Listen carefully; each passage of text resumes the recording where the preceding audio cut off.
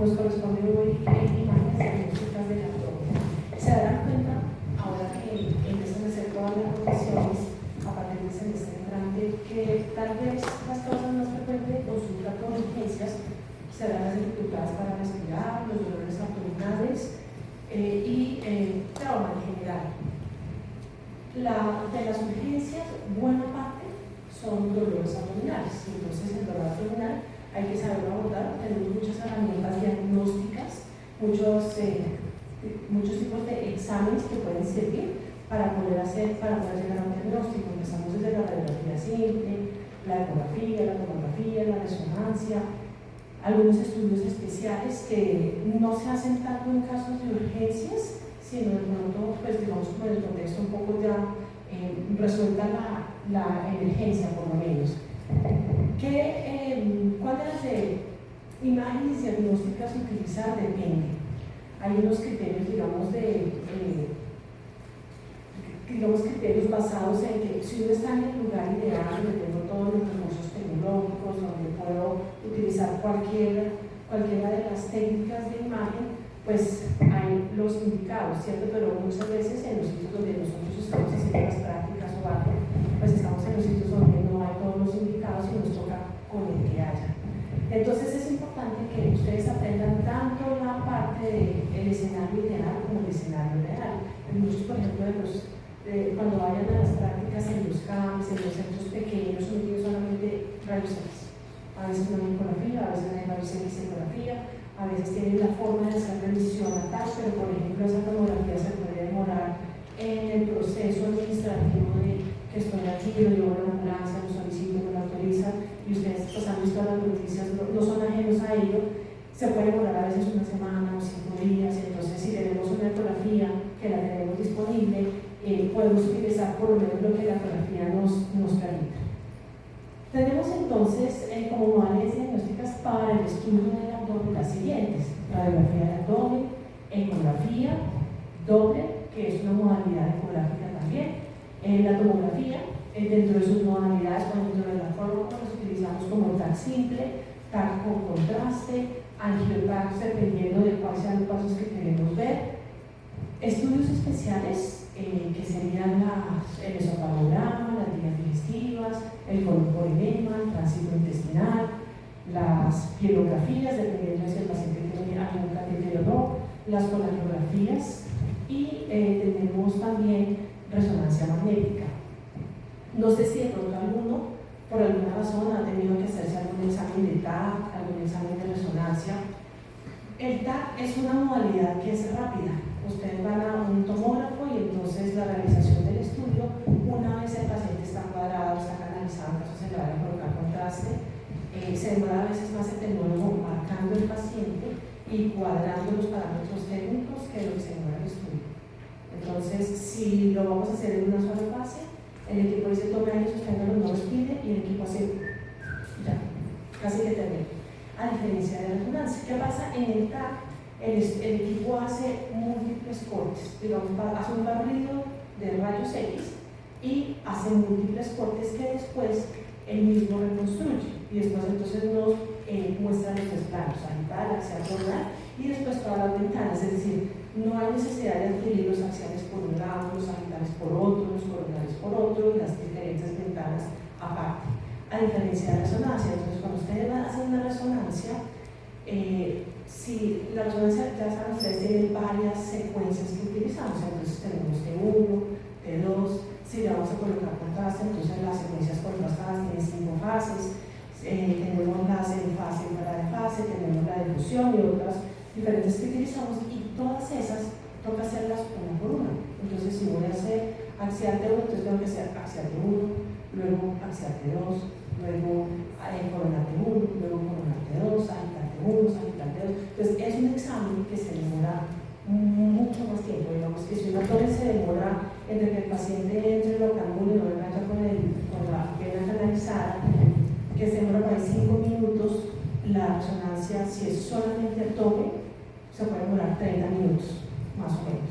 Si el paciente se mueve, es muy susceptible a los movimientos, entonces hay que repetir secuencias, entonces se demorará un poco más. Diferencias conceptuales entre cuando ustedes tienen una ecografía La ecografía tenemos varios tipos de ecografías, tenemos para el abdomen hepatobiliar, abdomen superior, abdomen total, tejidos blandos, pélvica suprapúbica, tenemos pélvica transvaginal, tenemos transrectal para los hombres en caso de la próstata. Cuando ustedes tienen una tomografía de abdomen, no importa si es simple, si es un urotac, si es contrastado, si es un ampliotac, ella empieza desde la base del tórax y los cortes se terminan en la pelvis. A diferencia, cuando ustedes tienen la resonancia de abdomen es de abdomen superior y llega hasta las crestas iliacas. ¿Por qué no se hace completa? Porque la resonancia funciona con antenas. Y las antenas son como, imagínense como las cobijas eléctricas, pero pequeñas.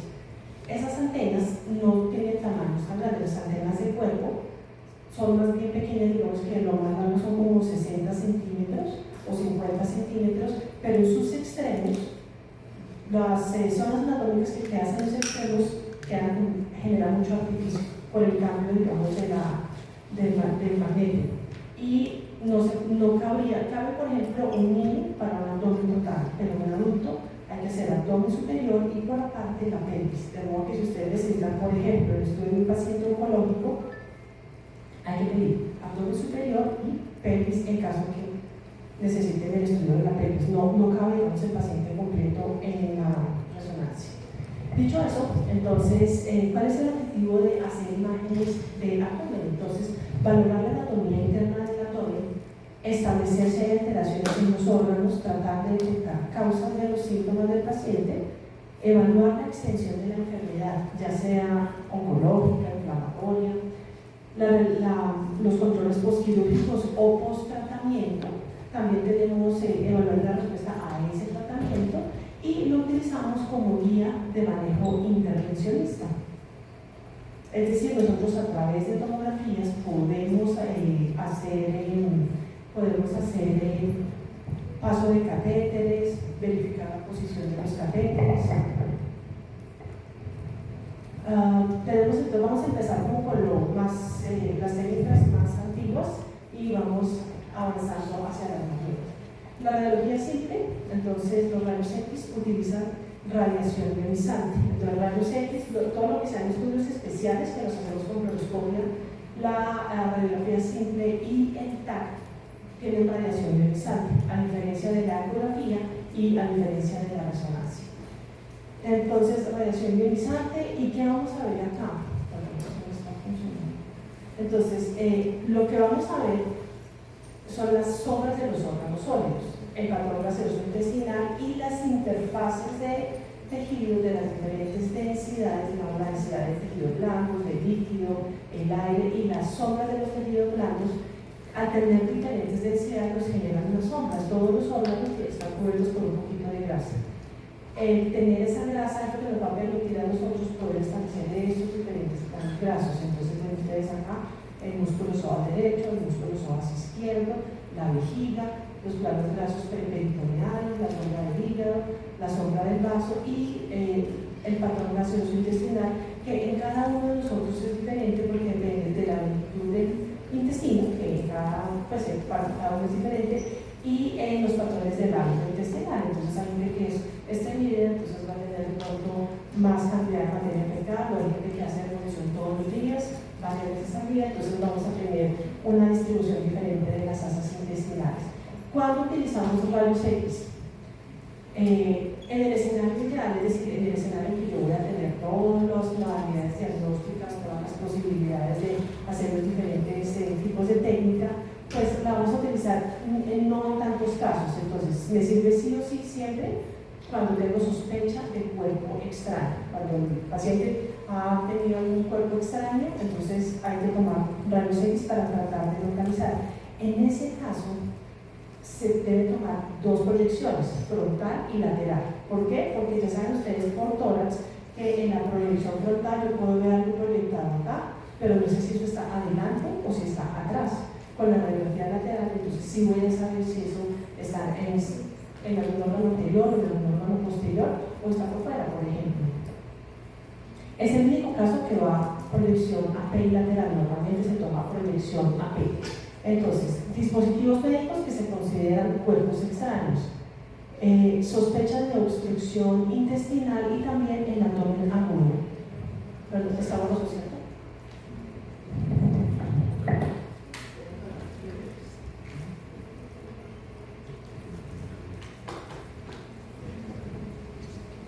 Al principio pensé que...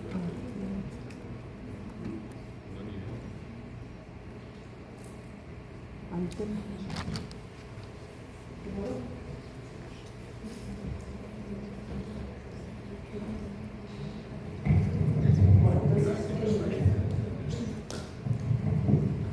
Obstrucción intestinal, abdomen agudo. Pero ¿qué pasa? Si ustedes están en un pueblito, están haciendo el rural, están en un sitio de pronto de la periferia de Bogotá, en algún cambio y solamente tienen rayos X, pues hay que sacar el provecho a rayos X, ¿cierto? ¿Qué puedo saber con rayos X? El paciente tiene un hemorroide, o sea, si está perforado, si tiene una obstrucción intestinal, si está muy distendido, si no tiene un cuerpo extraño. Entonces, lo que vamos a poder valorar es esto: sobras viscerales, patrón gaseoso intestinal, si hay alguna calcificación anormal y la interfaz entre los tejidos. Recuerden que el parénquima pulmonar se proyecta hasta abajo del abdomen, es decir, hasta el abdomen superior. Y si ustedes ven, por ejemplo, una zona de calcificación o una alteración en el abdomen superior, o puede ser del tórax, entonces no olviden de pronto descartar que sea el tórax. Entonces, ¿qué es lo que tomamos normalmente? Esta es la proyección que se toma en el cúbito supino. Normalmente se toma el cúbito supino, es la proyección estándar de abdomen supino,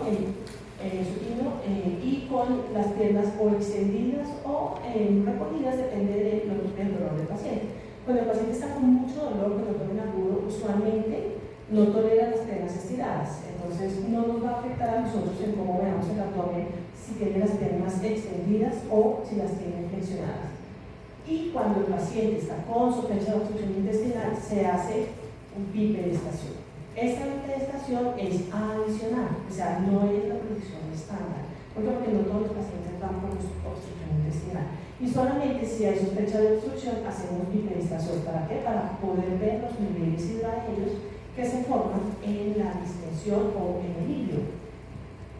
Cuando el paciente necesita un decúbito lateral, digamos una vertical, y no se puede colocar de pie porque de pronto es parapléjico, porque está con mucho dolor, porque está, digamos, en medio cuadro intensivo, lo que hacemos es tomarle para simular la proyección vertical y que el aire suba en caso que esté perforado, se coloca en decúbito lateral, de modo que en esta posición esperamos un tiempo.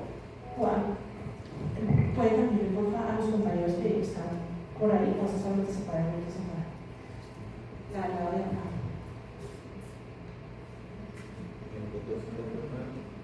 El botón. El de referencia.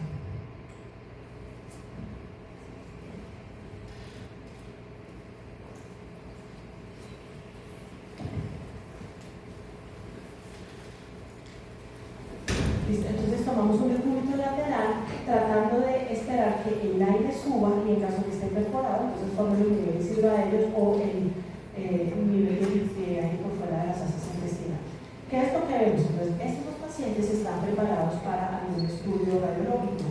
Entonces, si se dan cuenta ustedes, casi no tienen aire en las asas intestinales en materia fecal. Lo normal, lo que ustedes siempre deben buscar. Una radiografía bien tomada debe incluir siempre las dos cúpulas diafragmáticas y debe llegar hasta la pelvis. ¿Qué pasa? Que hay muchos pacientes que no caben porque son muy grandes. Entonces, un buen tecnólogo debe tomarle dos segmentos donde vean las cúpulas diafragmáticas, porque si tiene neuroperitoneo es el único sitio donde lo vamos a lograr ver. Y segundo, porque no puede tener cosas arriba que se nos pasan si no la vemos, y lo mismo que incluya la pelvis. Miren que son pacientes diferentes, patrones gaseosos intestinales diferentes. Siempre tienen que buscar ustedes en pacientes normales, así sea un poquito de aire o materia fecal en la proyección de la memoria rectal, que es aquí en la región inferior. Esto es lo normal. A veces no tanto aire, no tanta materia fecal, pero que siempre haya gas distal. Puede haber calcificaciones que pueden ser de origen en tracto urinario, pero la mayoría son pleuritos, hay que saber diferenciar por la proyección anatómica de los uréteres, cuál de las dos puede ser, y por la morfología de las calcificaciones. Entonces, estas calcificaciones están muy periféricas y tienen áreas radiolúcidas por dentro, que eso lo hacen los pleuritos. La morfología del anillo pélvico también cambia entre si es hombre o si es mujer. Nosotros las mujeres lo tenemos más ancha o más redonda, en los hombres lo tienen un poco más triangular. No se les olvide parte de lo que hay que evaluar, las estructuras óseas. ¿Qué vamos a ver entonces? Silueta de vísceras sólidas, hígado, vaso, la vejiga cuando está llena, cuando está vacía, igual se alcanza a ver, riñón derecho, riñón izquierdo y las líneas de los psoas. Poder ver todas estas estructuras depende de la cantidad de materia fecal y de las que tenga el paciente. Entonces me devuelvo porque miren que el primer paciente que vimos tiene mucho gas y algo de materia fecal en el lado izquierdo. Entonces miren cómo la línea de psoas, que sí se ve pues más bien fácil, todo este gas que hay acá no nos deja ver ni el riñón ni la sombra del vaso. Entonces, ¿qué estructuras podemos visualizar? Depende de qué tanto aire o qué tanta materia fecal tenga el paciente. Entonces, miren que acá podemos ver fácilmente los dos riñones, los dos psoas, los dos vasos, los dos hígados. Ojo, miren, este paciente tiene vejiga llena y quito el dibujito.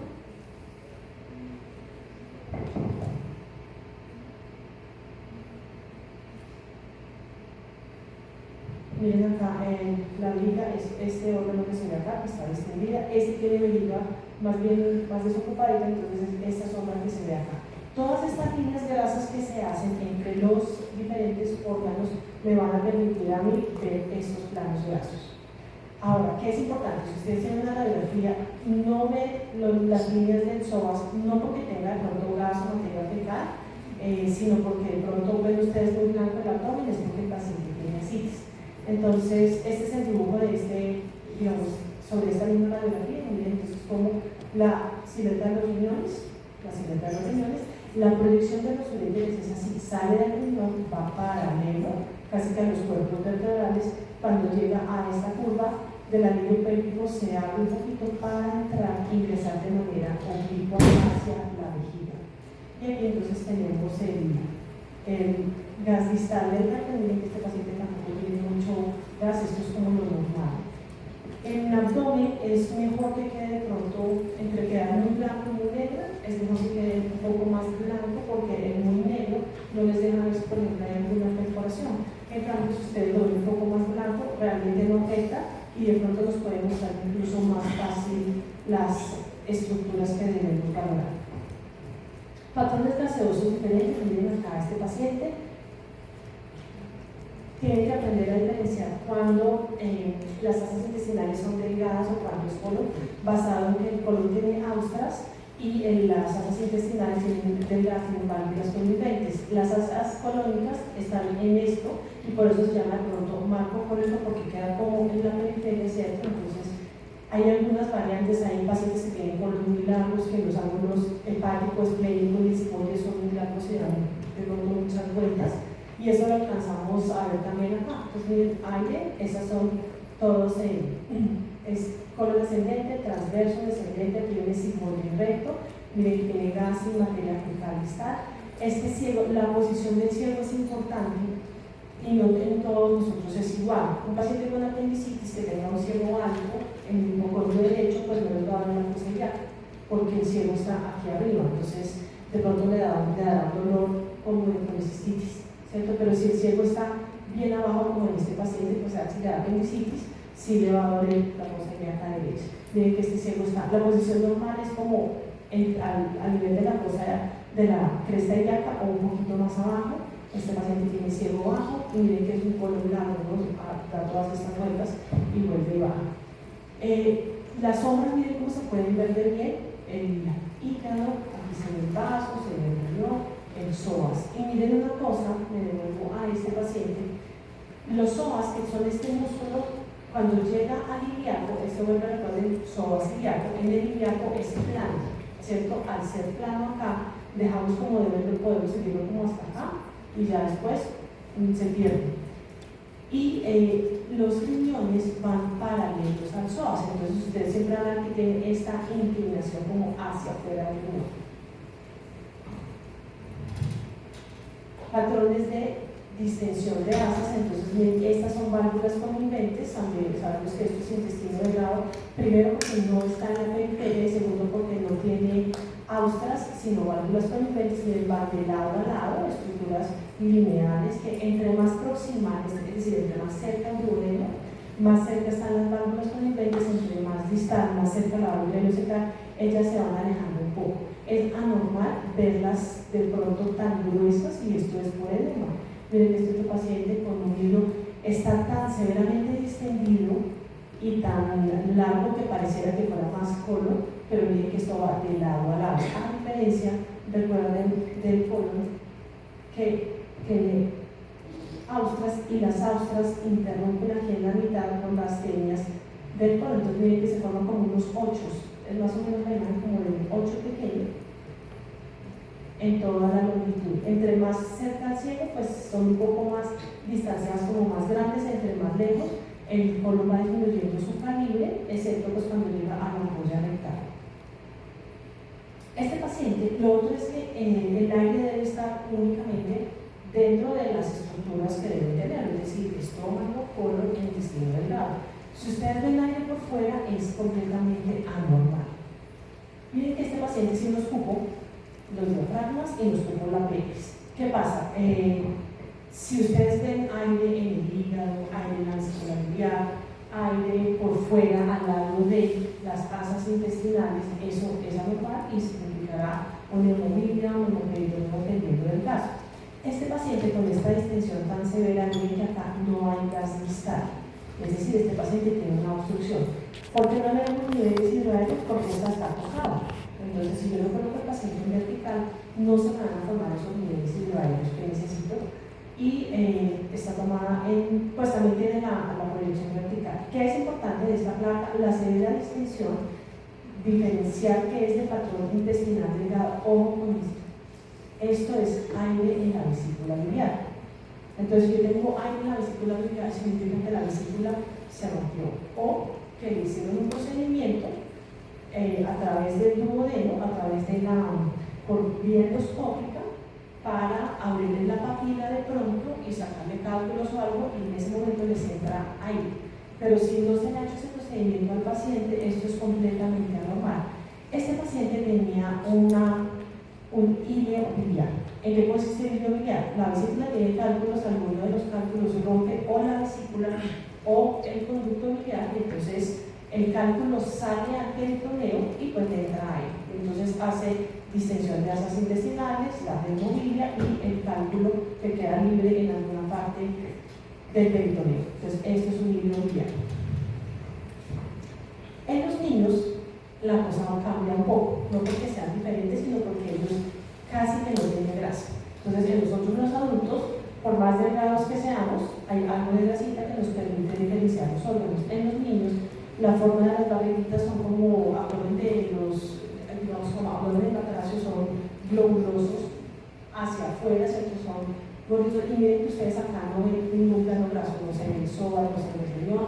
Lo único que se ve normalmente es el hígado y el patrón gaseoso. Ese patrón gaseoso en los neonatos va a depender de cuántas horas han nacido, de si ya comieron, de hace cuánto comieron, de cuántas veces han comido, porque si el niño no ha comido nada, pues el abdomen va a ser completamente blanco porque no ha hecho aerofagia. En la medida en que va comiendo, el aire va avanzando y va pues llegando hasta el final. Miren la imagen de la izquierda, este chiquito tiene distensión de todo, ¿cierto? Entonces no queda tan fácil diferenciar entre delgado y colon. Sin embargo, por el calibre y por la severidad de las asas, pues sabemos que esta granotota, este es el sigmoide, aquí este es el descendente, por aquí viene el transverso, por aquí viene el ascendente, y el resto, todo lo que está en la región central, son asas intestinales delgadas. Miren que el área que están viendo ustedes acá, el recto con aire, o sea, ese chiquito no está obstruido. Le ven ustedes que tiene aire hasta el final. Este otro tiene también aire hasta el final, solamente que el patrón es diferente. Este tiene una mayor distensión, este tiene como segmentación del patrón intestinal y es normal en ellos. Entonces miren que cambia un poco la morfología.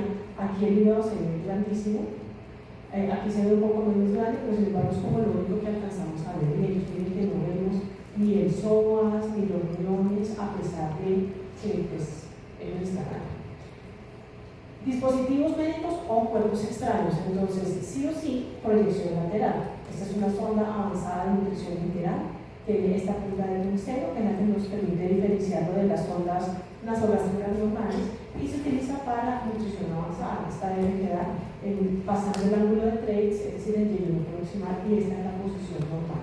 ¿Qué manera es? Entonces miren esta super vejiga que viene acá. ¿Qué tenemos que mirar? El plano graso que se forma al lado de la vejiga y entre los huesos de la pelvis. ¿Por qué son importantes? Porque, por ejemplo, paciente con accidente de tránsito, trauma pélvico, entonces hace una fractura acá en la pelvis, y entonces sabemos que la vejiga, por más llena o vacía que está, ella debe crecer hacia afuera, debe tener en esta morfología. Si yo tengo un hematoma de los vasos ilíacos expansivo, recuerden que la vejiga es un órgano extraperitoneal, los vasos vendrían acá. Si el hematoma va creciendo y crece hacia adentro, la vejiga entonces no tendría esta forma convexa hacia afuera, sino tendría de pronto una indentación. Entonces eso me dice a mí, así yo lo sepa, que el paciente puede tener un hematoma expansivo porque se acabó de fracturar y la fractura está en relación con los vasos, y entonces ese puede ser un signo ominoso de un trauma. Estas calcificaciones que ustedes ven proyectadas sobre las crestas ilíacas normalmente son de tejido blando, de los glúteos, de las inyecciones que se colocan, los que se colocan más como durante la vida, pueden calcificar y producir un de grasa y se proyectan acá sobre los alerones, en general, cuadrante superior externo. Miren acá entonces el hígado, los que ven con cistectomía, calcificaciones renales, nos vemos aquí el riñón izquierdo, el psoas, y no alcanzamos a ver también el vaso. Pero sí vemos bien el hígado y vemos las líneas grasas preperitoneales. Recuerden mirar las estructuras óseas, acá la posición. Catéteres doble J, riñón izquierdo lleno de cálculos, y tiene cálculos en casi cada uno de los grupos colectores en la pelvis renal. Este dispositivo, que es un doble J, tiene que quedar en la pelvis, su extremo proximal, y en la vejiga, su extremo distal. Si este piquete está en otra posición, de pronto que estuviera, por ejemplo, en este tercio, pues uno pensaría que de pronto quedó descendido. Sin embargo, en esos casos lo que tienen que mirar es dónde está la sombra del riñón. No todos tenemos los riñones en su puesto, hay gente que tiene riñones ectópicos, en posición baja, pélvicos. Si yo tengo entonces un riñón, digamos, al lado de L4 y L5, y el catéter proximal está acá, pues está bien posicionado. Entonces, ¿qué tienen que mirar? Que la sombra del riñón esté acorde con el extremo proximal de la posición del catéter. Este paciente, miren que tiene buenas, digamos, como que alcanzamos a ver todo: psoas derecho, psoas izquierdo, riñón derecho acá, y recuerden que el riñón va paralelo al psoas, entonces busquen siempre el trayecto oblicuo. Acá las calcificaciones del izquierdo pues nos lo dejan ver muy bien. Clips de colecistectomía, podemos ver el vaso, podemos ver el hígado y podemos ver estas líneas grasas properitoneales que deben estar siempre. Y son un poquito más anchas dependiendo de la cantidad de grasa que tenga el paciente. Sin embargo, cuando hay ascitis, esto aumenta su tamaño, se hace más porque el líquido empuja los órganos hacia adentro y lo podemos ver más. En estos pacientes miren esta calcificación grande en el polo inferior del riñón, miren la sombra del riñón izquierdo, el psoas derecho, el izquierdo, la sombra del riñón izquierdo, cambios de osteofitos que se forman en las estructuras óseas por entisopatía. Entonces miren cómo la morfología de la pelvis, que debe ser esto, lo normal, y estructuras lisas, cambia a esto en la inserción de los músculos glúteos por entisopatía, las osteofitos en los cuerpos vertebrales. Y paciente con criterios, digamos, de patrón obstructivo. Entonces, esta es la proyección horizontal y esta es la proyección en vertical. Normalmente pues se señala con el nombre aquí abajo horizontal o vertical. Sin embargo, si ustedes lo ven con niveles, ya saben que esa es la vertical. Miren acá, entonces no tenemos gas distal, tenemos asas intestinales de patrón delgado distendidas. Recuerden que el intestino delgado viene en la región como medial, el macro cólico viene en la periferia, pero ¿qué es lo que nos lo distingue? Válvulas coniventes versus austras. Entonces aquí tenemos válvulas coniventes, distensión segmentaria, sin gas distal abajo, ¿cierto? Vemos un abdomen como que muy blanco, miren que acá no se puede ver del psoas, no se puede ver la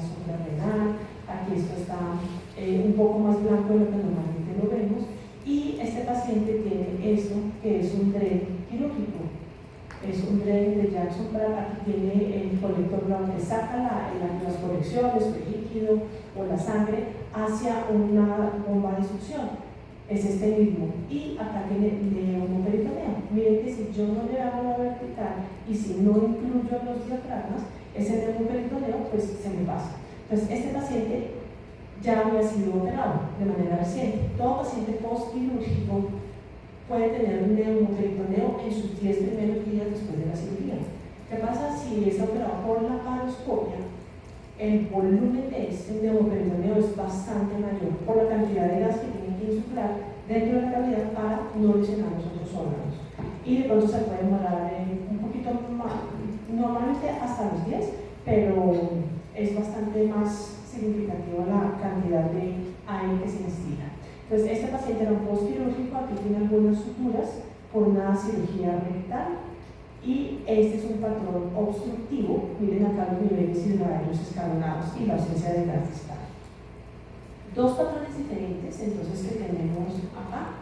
Este patrón de grano de café, característico de un vólvulo del sigmoide. Entonces, el grano de café es de este man súper distendido. Esto que debe estar acá en esta posición del sigmoide se rota sobre su meso y puede ir hacia arriba a la derecha, hacia arriba a la izquierda, y dependiendo de cuántas vueltas dé, ustedes van a ver la línea de la mitad como que puede ir hacia la izquierda o puede ir hacia la derecha.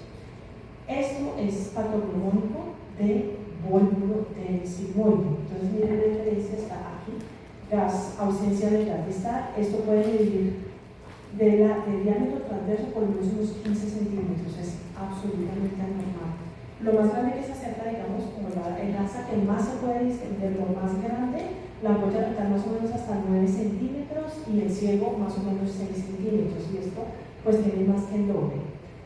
Este otro patrón, miren, todo esto es la cámara gástrica. Uno normalmente no ve la cámara gástrica con tal severidad. Este solo un poquito de aire, que es normal, pero esta extensión donde alcanzamos a ver casi que todo, el intestino delgado, este es el píloro para aquí el duodeno. Esto ya es asas intestinales colónicas por las austras, pero esto es delgado aquí en la región central.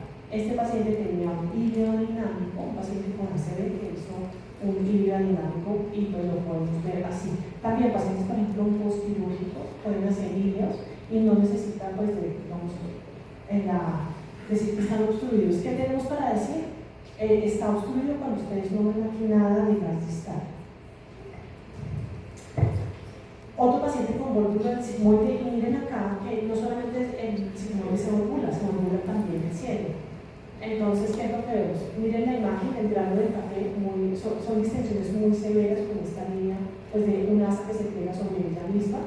¿Qué es lo importante para diferenciarlo? El paciente que tiene un vólvulo del sigmoide, de ahí hacia atrás, pues su intestino es normal, es decir, que debe tener materia fecal. Entonces, miren acá, este que es el colon ascendente, transverso y descendente, todo tiene materia fecal en este lado. Y acá el vólvulo del sigmoide. Es esa asa súper distendida. ¿Y cuál es la diferencia? Esto es lo que pasa. Miren acá el dibujo, colon ascendente, transverso descendente, en este punto del meso, acá se tuerce el sigmoide. Entonces todo esto de aquí atrás pues queda como estaba. Si tenía materia fecal, pues queda con materia fecal. Y eso es lo que nos va a permitir diferenciarlo de este. Este paciente tiene un vólvulo del cielo. No es tan frecuente, es bastante más frecuente el vólvulo del sigmoide, pero miren que si uno ve la morfología como que se parece, ¿cierto? Más o menos uno podría decir, bueno, mira que aquí tiene como la doble asa y aquí tiene la misma mitad. Sin embargo, ustedes ven acá, esta morfología es del patrón de austración. ¿Qué pasa? Que está tan severamente distendido que ese patrón es como un acordeón cuando ustedes lo estiran mucho. Ya no le ven los pies, ¿cierto? Se ve como una estructura más lisa. Entonces, más o menos pasa lo mismo. ¿Qué pasa? Si ustedes ven atrás, no hay nada de materia fecal. Entonces me devuelvo y miren acá la cantidad de materia fecal ascendente, transverso, descendente.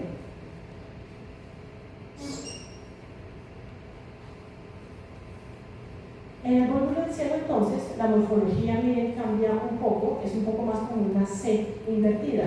Aquí el patrón de la austración. Y lo que pasa es esto. Entonces acá se tuerce esta región.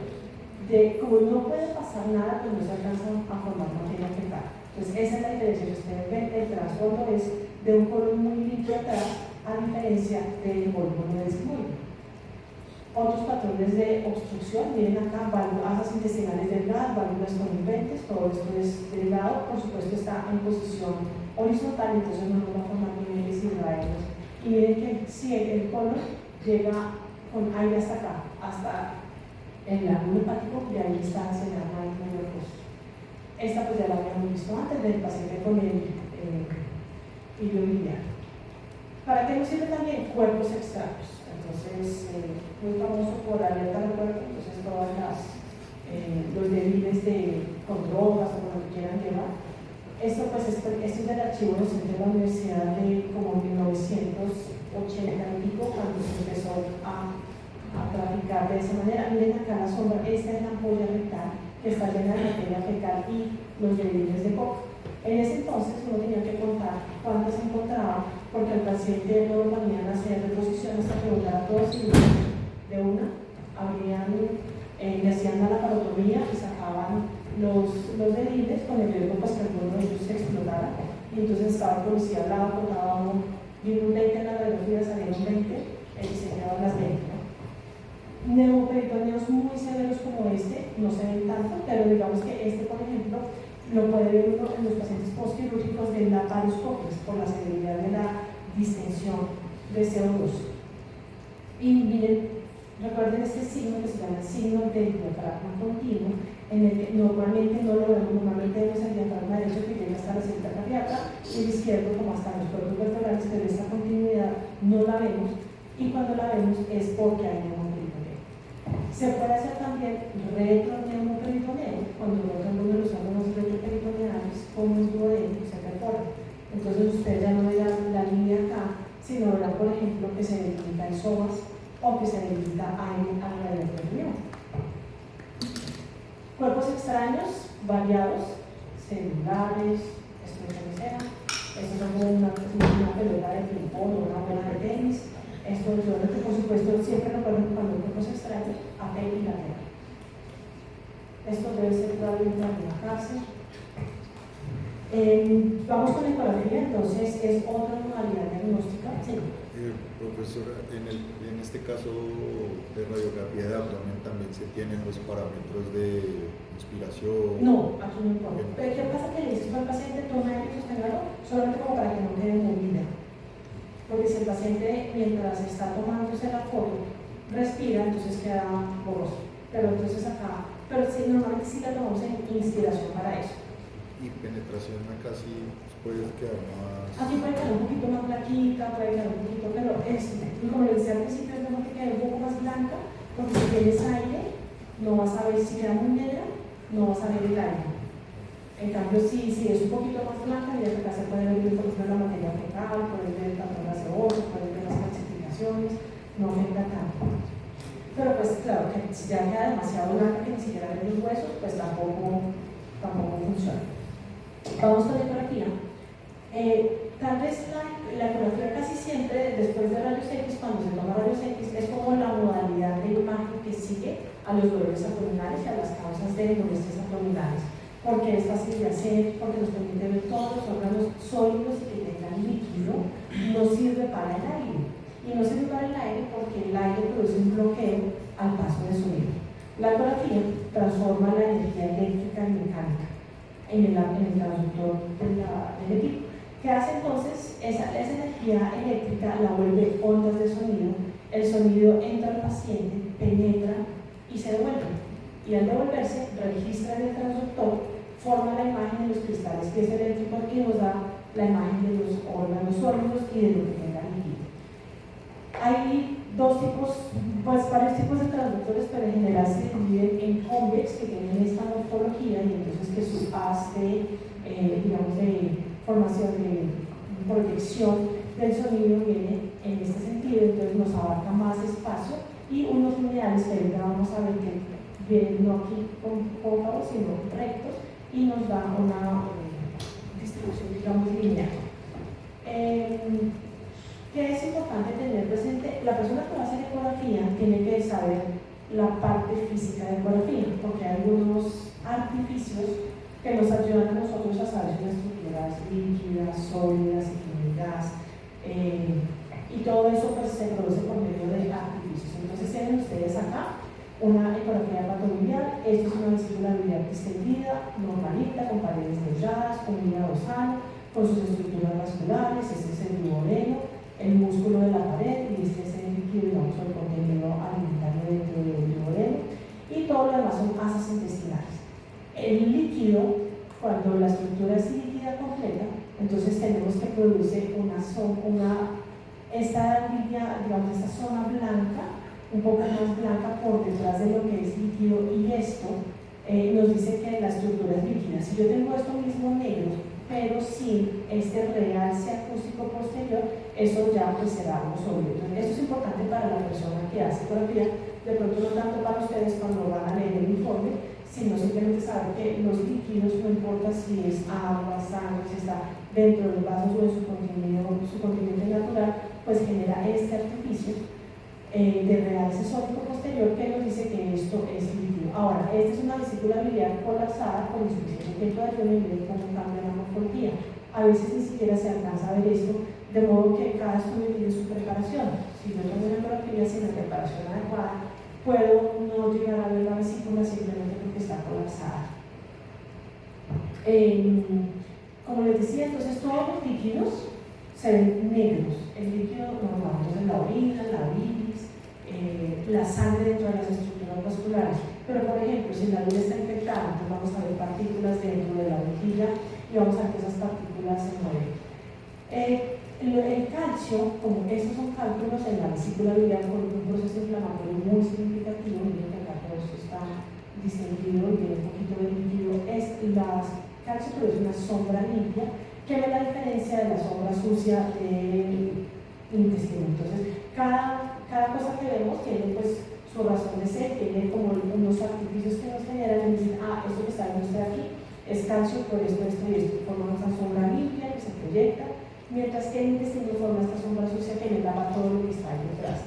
¿Qué pasa? Que si el paciente está muy distendido, por ejemplo, con alguna de las otras imágenes que vimos, la ecografía deja de ser útil porque la cantidad de gas va a permitir que no vea casi nada.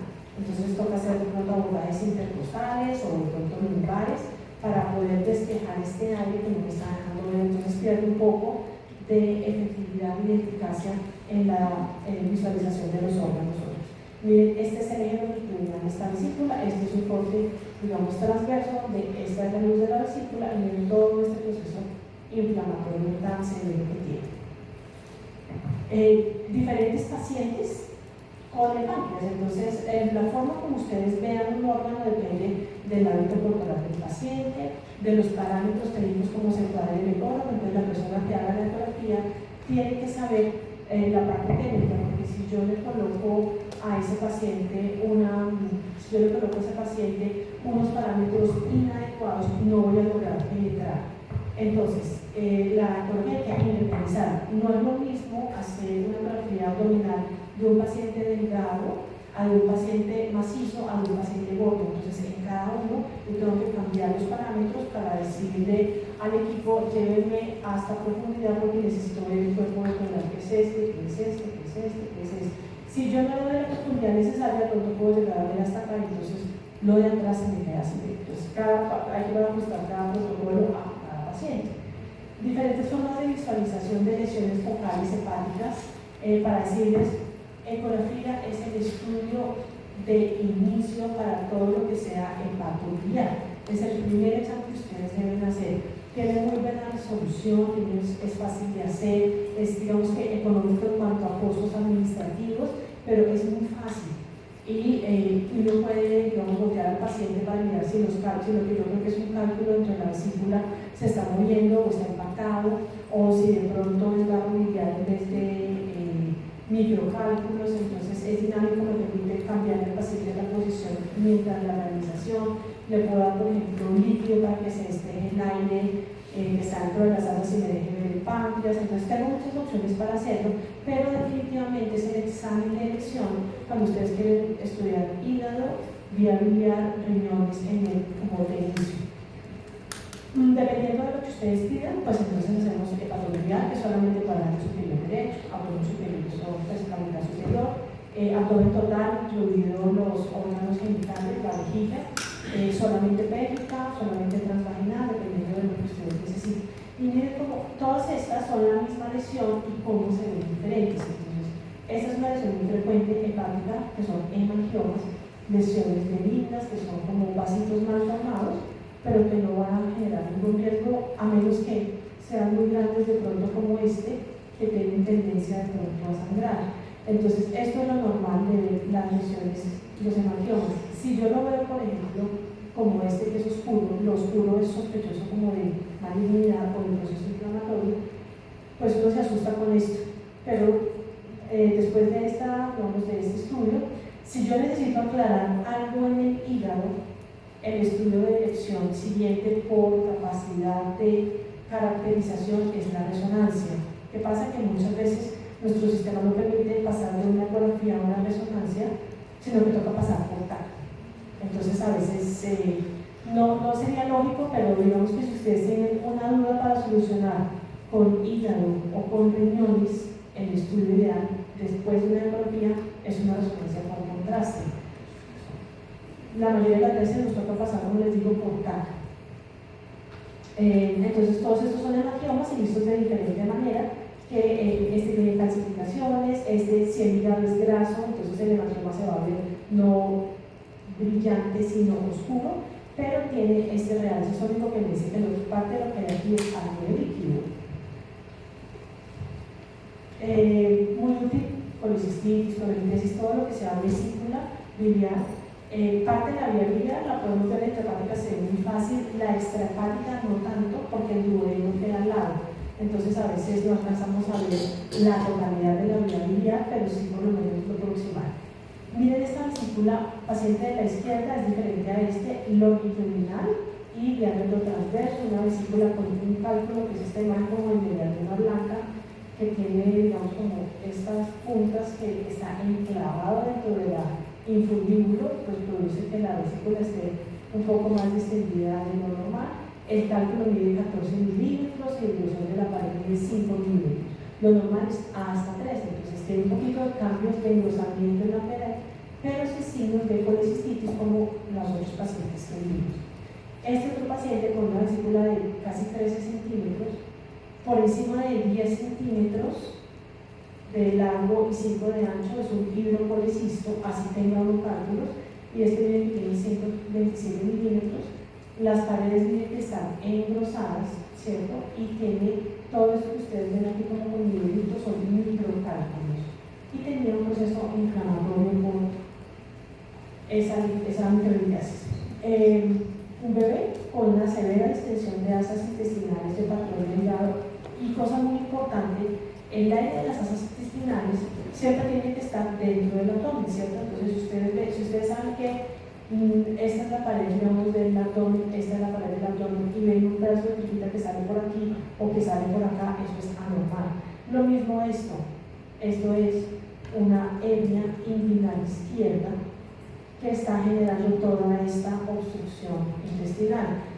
Como es un bebé, en los bebés es muy fácil utilizar la ecografía porque ellos no tienen grasa, fácilmente perceptible, entonces miren acá la ecografía. Entonces este es el otro transductor, tejidos blandos, lineal de tejidos blandos, miren acá, poca profundidad pero muy buen detalle, y esta es abdomen, esta es la región inguinal, este es el anillo de la hernia, y ustedes ven que a través de ese anillo pasa esto que es una asa intestinal, cuello de la hernia o el anillo, y esta sería el contenido de la hernia. Que nos vamos más abajo, y entonces tenía líquido, que es esto negro que me hace realce acústico, aire de las asas intestinales, sombra sucia, y pues este chiquito fue llevado a cirugía y ya solucionado su problema. Para la parte ginecológica, pues tenemos la ecografía transvaginal. Por supuesto, pues la paciente debe haber iniciado la vida sexual para poder hacer una ecografía transvaginal. La forma como nosotros veamos el útero y los ovarios va a depender del momento, digamos, hormonal en el que esté. Entonces, cuando se está en fase postmenstrual, que ya se ha eliminado el endometrio, esto pues es muy delgadito, mientras que si está en fase premenstrual, preovulatoria, Esto el endometrio va a ser bastante más grueso, un poco más homogénico, cambia un poco porque el útero por los momentos hormonales va a retener líquidos, se va a ver un poquito dematizado, entonces cambia la ecogenicidad, se hace un poco más oscurito. Vemos acá la totalidad del útero, entonces con el cuello, con la morfología del cuerpo y el fondo, el cervix, entonces la resolución realmente es muy buena. Y cuando es transvaginal se introduce el traductor por la vagina, protegido con un preservativo, y nos da una muy buena visualización por la cercanía con el útero de los ovarios. Se ve, digamos, como que todo más cerca y con más detalle. ¿Qué pasa? Que si la paciente tiene un útero miomatoso muy grande, como hemos visto de 20 centímetros, este transductor no me alcanza a tanta profundidad, no me llega tan lejos, porque estos transductores de, digamos, de a muchos megahertz dan buen rango, dan muy buen detalle, pero no tanta profundidad. Entonces me toca hacer la ecografía suprapúbica, de pronto cuando los úteros son muy grandes. La morfología de los ovarios, miren cómo se ve, todo esto es un ovario, estos son los vasos ilíacos que tienen acá, que se les coloca doble el contraste, y miren acá, todos estos son los folículos nódulos de características normales. Esto es como vemos normalmente el ovario por vía transvaginal. Ecografía también, toda la parte de vías urinarias es muy valorable a través de ecografía. Entonces, los cálculos, los pielonefritis, todo eso me permite valorarlo muy bien. Un riñón normal es como este. Entonces, lo normal de un riñón es esto. Una morfología, digamos, ovalada, con un centro ecogénico, o sea, un poquito más blanco, y eso más blanco representa algo de grasa, y el sitio donde están las estructuras vasculares, tanto arteriales como venosas, y los sistemas conectores. Lo normal es que esté así, vacío, ¿cierto? Eso es lo normal. Esto que ven acá debajo como estructura tubular, como estructura fibrilar, este es el músculo psoas, y esto acá es el hígado. Eso es lo normal de cómo se debe un riñón. Miren este paciente, entonces tenemos la morfología del riñón, se ve bien. Sin embargo, todo esto, que es el sistema conector, que debía ser blanco, estando vacío, está completamente distinguido, y ustedes alcanzan a ver acá el conector superior, el medio inferior, la pelvis renal, parte del uréter. Miren acá continúa el uréter dilatado, y está dilatado por una parte por esta imagen ecogénica que deja una sombra posterior limpia, que es un cálculo, pero más allá de ese cálculo, este uréter sigue dilatado. Significa que tiene que haber algo más abajo que esté tapando también para que él siga dilatado. Y entonces la parte distal de este paciente era este uréter que seguía dilatado previo a llegar a la vejiga, y aquí en toda la unión el urétero vesical un cálculo obstructivo. Entonces miren cómo esto sigue. Lo normal es que cuando ustedes hacen ecografía de renales y vías urinarias no se ven los uréteres, son estructuras muy pequeñas de menos de 2 milímetros, que además están retroperitoneales, entonces todo el aire que tenemos por delante no nos deja valorar con facilidad. Este paciente llegó por dolor abdominal, este paciente.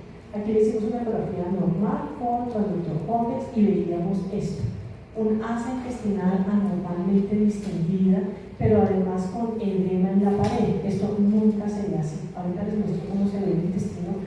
Realmente, como les dije al principio, el intestino no es valorado por ecografía, es decir, no lo vemos. Entonces, ver esto ya es absolutamente anormal. Esta era una asa intestinal delgada, que además estaba hidrófica. Cada una de estas imágenes como diferentes, digamos, que pueden independizar, es una válvula coningente edematizada.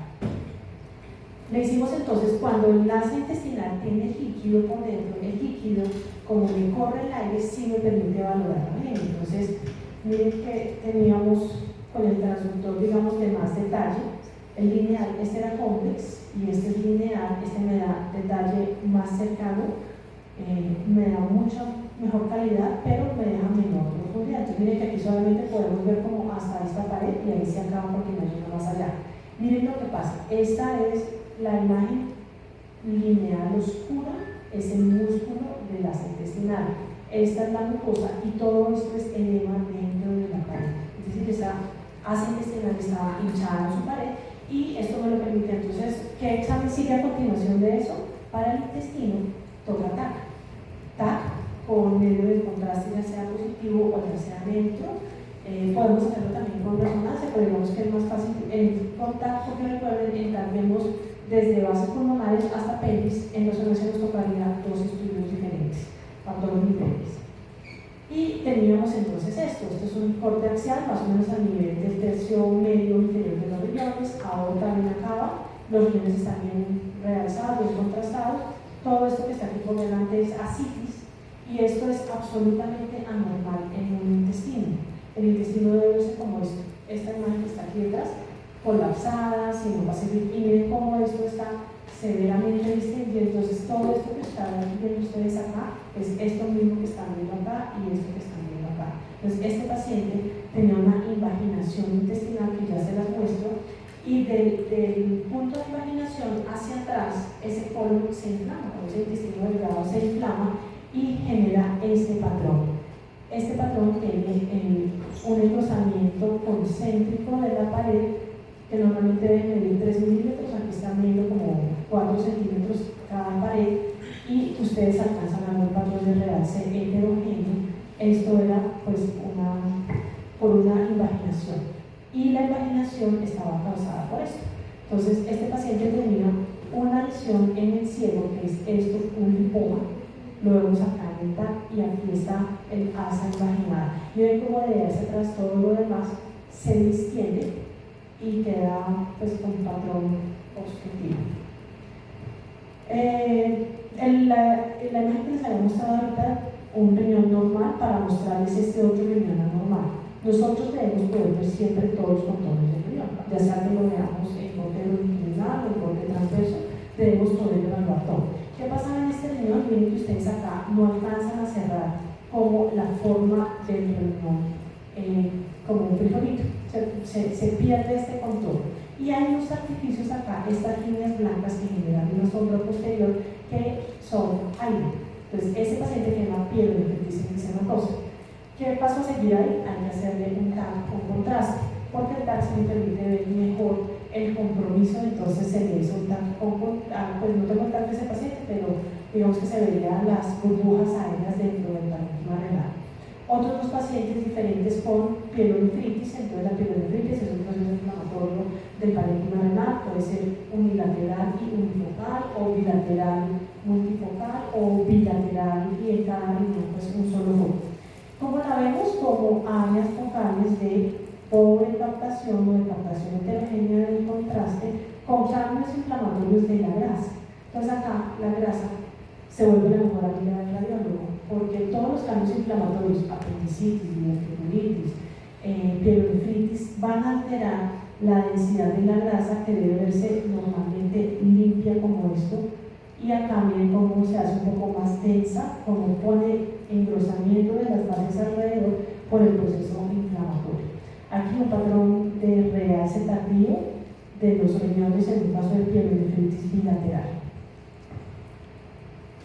Sin lugar a dudas, la ecografía es una muy buena herramienta para diagnosticar apendicitis, pero como el apéndice es un asa intestinal, muchas veces no logramos verla, y depende el verla o no verla, depende primero de la posición del apéndice, de la distensión. Pasa, por ejemplo, cuando el apéndice es retrocecal y se va hacia arriba, o sea, ascendente, es difícil verla porque se nos interpone el colon. Pero si es como en este paciente, esta es la pared abdominal, esta es la grasita de la pared abdominal, los músculos y el apéndice estaban casi que detrás del músculo recto, son muy fáciles de ver. Y ya si uno la ve, realmente hay apendicitis, no hay necesidad de hacer ningún estudio adicional, excepto que sea una apendicitis que ya esté perforada con plastrón, que necesitaríamos un TAC, pero una apendicitis como esta realmente no requiere de ningún estudio adicional. ¿Qué es lo que vemos con la apendicitis? Vemos un asa acumular ciega, y es muy importante que verifiquemos que sea ciega, porque entonces podría ser otra asa intestinal. Ellas se vuelven no compresibles, es decir, cuando una ecografía abdominal va colocando el transductor y va haciendo un poquito de presión, el apéndice inflamado se llena de líquido, y todo el proceso inflamatorio alrededor, que es toda esta zona blanca que ven ustedes acá, hace que se ponga rígido y el no comprimir, y al tratar de comprimir genera dolor. Entonces estos digamos que son como todos los criterios. Ustedes ven acá la pared que está engrosada, ven el proceso inflamatorio. Esto, lo normal de un apéndice es hasta 6 milímetros. Este tiene 12 milímetros de diámetro antero-posterior y todos los cambios inflamatorios de la grasita. Además, en una imagen, digamos, más allá tenía esto que es un apendicolito. Esta es una calcificación que genera sombra limpia, a diferencia de la sombra sucia del resto de los intestinos. Ver yo en ecografía un apendicolito me da una sensibilidad de 83%, una especificidad del 97%, un valor predictivo positivo del 95% y negativo del 88% para apendicitis. Entonces, si yo veo apendicolito, pues hará el proceso inflamatorio apendicular. Otra cosa que me puede ayudar, pero no es necesaria, es el Doppler. En el Doppler hay mucha inflamación dentro de la pared. Normalmente, pues no se inflama. Pacientes como miren que este es el apéndice y tiene 8 milímetros que está inflamado, pero miren que ustedes no ven la severidad de los cambios inflamatorios. Cuando hacemos ecografía de abdomen, en la parte inferior, digamos, las asas intestinales se ven como la mitad inferior. Esto es lo que normalmente vemos y de aquí hacia abajo es como lo que normalmente vemos. Es decir, nada, no se ve casi nada, cuando es normal. Pero cuando entonces ya vemos esto, cuando vemos esto, pues es un proceso inflamatorio. Miren aquí el apendicolito, el vaso tubular ciego, los cambios inflamatorios. Estas apéndices así, como les digo, no requieren ningún otro método diagnóstico. Sin embargo, si les llega, por ejemplo, si nos llega a nosotros esto, que es el apéndice, miren las capas del apéndice y miren este proceso inflamatorio tan severo, a este paciente yo sí tengo que hacerle un TAC contrastado. ¿Por qué? Porque el plastrón puede estar adherido, en el caso de nosotros las mujeres, al útero, al ovario o al colon, y entonces ese paciente, el cirujano entra a una apendicectomía y puede terminar en una hemicolectomía o en una oforectomía, por ejemplo. ¿Cierto? Entonces no queremos eso, entonces sí hay que hacerle en procesos inflamatorios tan severos algo más que nos permita ver hasta dónde va el proceso para decir, oiga, mejor enfríe el proceso del antibiótico y lo opera después, una vez ya todo se para como despegar. El Doppler es una modalidad ecográfica, entonces utilizamos la ecografía normal con los parámetros de la elaboración fisiológica de las estructuras vasculares. ¿El abdomen para qué me sirve? Para mirar la circulación escleroportal, para mirar los riñones en caso, por ejemplo, de pacientes hipertensos de causa no establecida, niños con enfermedades renales, ya sea de nacimiento o adquiridas por infecciones, que de pronto empiezan a hacer hipertensión. Entonces, ¿qué necesito mirar?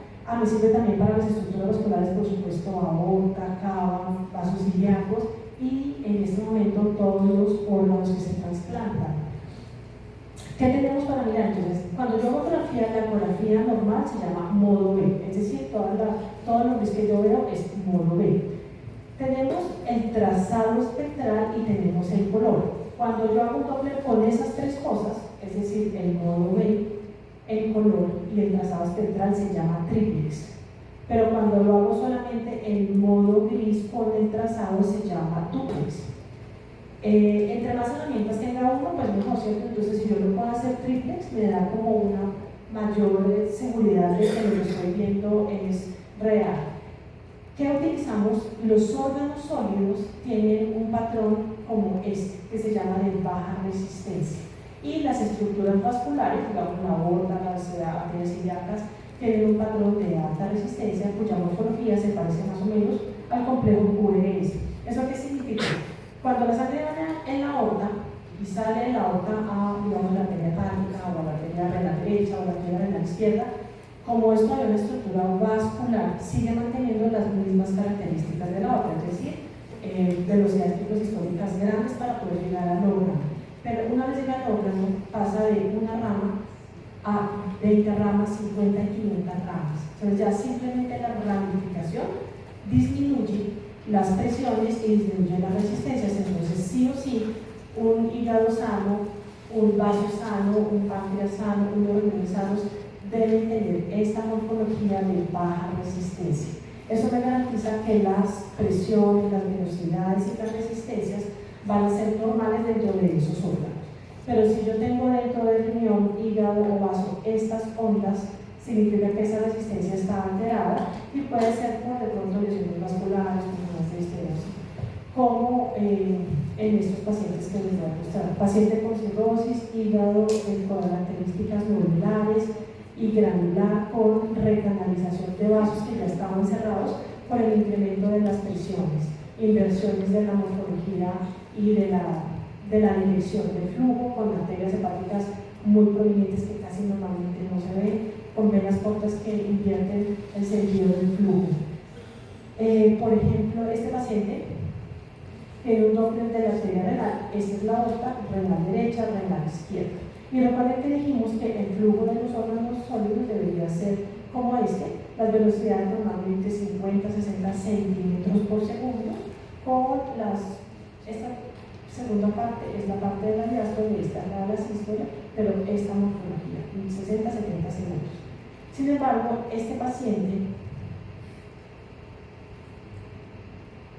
tenía velocidades por encima de 500 centímetros por segundo en el sitio donde de la estenosis. Eso significa que hay una estenosis, que hay una disminución severa en el calibre del vaso para que la sangre pase con esta velocidad. Por supuesto, cambia las presiones y por supuesto hace que la cantidad de sangre que le llegue al riñón no deje hacer la función normal que hace el riñón, y entonces se lleva cambia todos los parámetros fisiológicos. Seguimos con TAC. Entonces, en TAC, aunque es la misma modalidad, ustedes pueden hacer diferentes exámenes. Uno puede hacer un estudio simple, un estudio con contraste. El contraste puede ser solamente oral, o puede ser oral y venoso, o puede ser solamente venoso, y pueden ser en múltiples fases. Es importantísimo que en la solicitud del estudio ustedes coloquen datos clínicos, porque recuerden que esto es radiación ionizante. Si ustedes hacen un TAC de abdomen, equivale más o menos a 300 radiografías de tórax, más o menos la dosis de radiación. Y entonces, si le piden un TAC de 5 fases, entonces le estaríamos haciendo, calculé, 1500 radiografías en un solo estudio. Eso es una dosis muy grande de radiación. Entonces, si ustedes nos colocan datos clínicos, nosotros podemos optimizar y hacer la fase únicamente que necesiten, ¿cierto? Si no colocan nada, pues nosotros hacemos la fase en la que más información tenemos con el medio de contraste, si es contrastado. ¿Cuándo hacemos TAC simple? En varias condiciones. Pacientes que tengan patología de pared abdominal, hernias grandes, pequeñas, no importa, no necesitamos el contraste porque podemos ver la hernia a pesar de no tener contraste. Y lo que necesitamos, o lo que el cirujano necesita saber, es qué hay en la hernia, qué tan grande está y si tiene signos de sufrimiento vascular. Entonces no necesitamos realmente el contraste, excepto algunos protocolos de prequirúrgicos de cirugía plástica para colgar. En esos casos se hay necesidad de colocar contraste para mirar los vasos epigástricos, que son donde ellos cogen el colgajo y lo rotan para lo que necesiten de pronto reparar. El puro TAC es un estudio simple. Entonces, todo lo que sea litiasis del tracto urinario nos funciona con el estudio simple para hernias de pared abdominal. ¿En qué otros pacientes? Pacientes nefrópatas a los cuales no se les puede administrar contraste endovenoso. El contraste elevado que utilizamos en TAC, en un paciente que tenga función renal limítrofe, lo puedes llevar al otro lado. Entonces lo puedes llevar a que le produzcamos de pronto una insuficiencia renal o que le agravemos el daño. Entonces, por debajo de 60 de tasa de filtración glomerular de 60 centímetros por segundo, hay que dar una nefroprotección a ese riñón. Si está por debajo de 30, no se puede administrar medio. Entonces, en algunos pacientes se hace simple porque no se puede colocar el Así de pronto, la razón por la cual se hace el estudio requiera el contraste, pues no se puede. ¿Qué le podemos hacer a ese paciente? Darle medio de contraste oral para que sepamos que las asas intestinales están pintadas de blanco. Entonces, eso nos facilita un poco el estudio.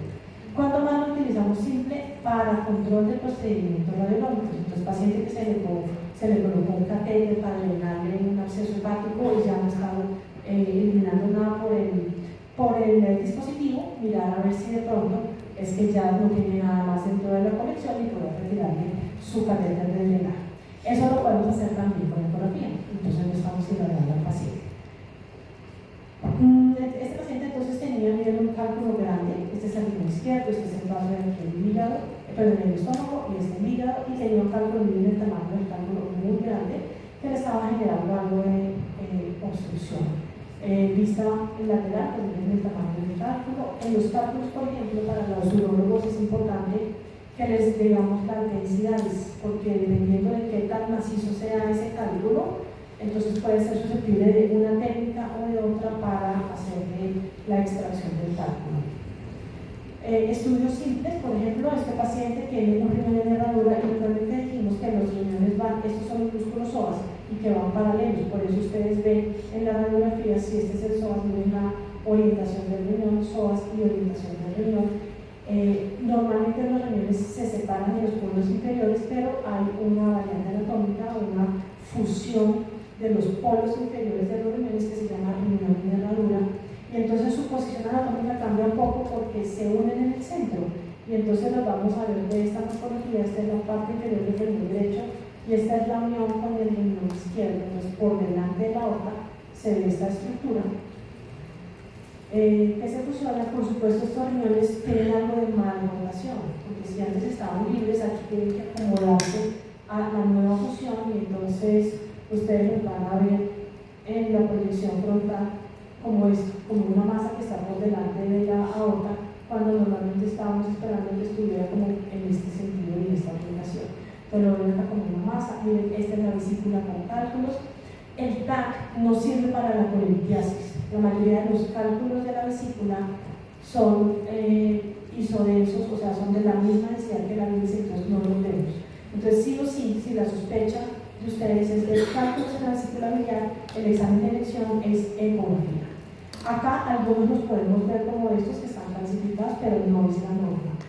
Estas líneas grasas entre el hígado, el colon y la pared, entre el vaso, el colon y la pared, son las líneas properitoneales que vemos en la radiografía. Lo mismo, estas líneas grasas al lado de la vejiga son las que vemos en la radiografía. Como que me permite decir, aquí no hay nada, este plano de graso está preservado, y miren aquí vienen los vasos ciliados. Acá lo mismo, miren la vesícula con muchos cálculos, pero sin cambios inflamatorios en la grasita. Recuerden, la grasa se vuelve nuestra mejor amiga en cambio en resonancia, porque sus cambios inflamatorios van a decirnos, oiga, mira que aquí está pasando algo, debe verse de esta densidad. Miren acá, una paciente con una hernia de pared. Miren lo que pasa, esta ventana está muy negra, y esto es como que la condición, digamos que hubiera quedado como sobreexpuesta. Esto pues se arregla fácilmente cambiando un poquito las ventanas, y esta sí tiene una mejor densidad en sus ventanas. Miren lo que está pasando. Todo esto es una hernia encarcelada. ¿Qué pasó? Esta asa intestinal se torció, aquí no puede costar como 3 vueltas, pasó por este foramen, por esta comunicación anormal y está teniendo cambios de sufrimiento vascular. ¿Cómo lo sabemos? Miren la severidad de los cambios en la grasa de los tejidos blandos, tanto en la grasa desde adentro como en los tejidos blandos. Esto significa que esa asa intestinal está sufriendo. Y entonces, por ejemplo, se les llegó un paciente con una apendicitis y este paciente hay que solucionar primero este paciente, porque esa asa intestinal, si ustedes lo demoran un poquito más, se necrosa.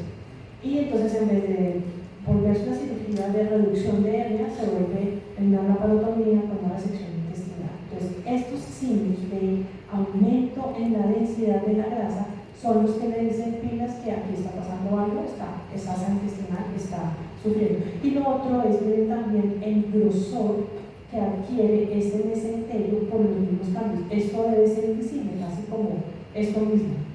Y se está haciendo demasiado evidente. ¿Cuándo colocar contraste en el abdomen? Realmente como que toca la mayoría de los estudios, sería lo ideal. ¿Por qué? Porque el contraste nos permite caracterizar mucho mejor los órganos, valorarlos y si hay alguna alteración, por ejemplo, de necrosis, podemos verlo porque debemos tratar. Estos son pacientes diferentes, todos con pancreatitis, y si uno no contrasta el estudio, ahorita les voy a mostrar uno sin contraste, se quedan muchas veces sin ver algunos de los cambios que no son visibles con el estudio sí. Entonces, ¿para qué les sirve? Entonces, miren acá, la pancreatitis podemos encontrar hallazgos desde un páncreas normal, así tenga por parámetros de laboratorio de pancreatitis, hasta un páncreas completamente necrosado o con conexiones muy grandes. Y el contraste nos permite permite de pronto diferenciarlos. Entonces, acá tenemos un páncreas que es morfológicamente normal, pero que por laboratorios tenía pancreatitis, esto es como lo vemos. Este es un páncreas con cambios inflamatorios ya un poco más avanzados. Ven ustedes el aumento difuso del tamaño del páncreas, los cambios inflamatorios de la grasa peripancreática y presencia de una colección.